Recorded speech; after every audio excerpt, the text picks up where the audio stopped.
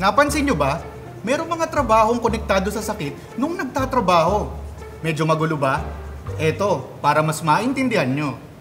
Kagaya na itong pulis. Bigla na lang siyang hinimatay habang nasa duty. Ang kinamatay niya, cardiac arrest. O di ba? Pulis at arrest, konektado.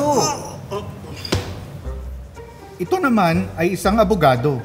Konektado rin sa trabaho niya yung sakit niya. Kasi meron siyang kaso. Ito naman, isang content creator.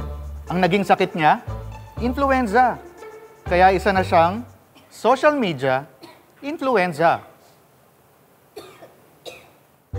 At hindi mawawala itong politiko. Tama kayo ng hula.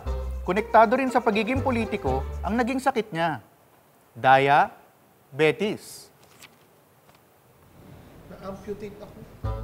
Kita naman sa damit na isa siyang piloto. Mahina ang resistensya niya. Kaya nagkaroon siya ng flu.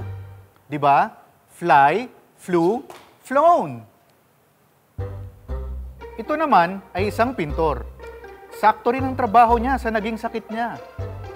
Stroke. Siya naman ay isang theater actor. Konektado sa trabaho niya yung sakit niyang cancer. Kasi ito ay nasa stage 4. O, di ba?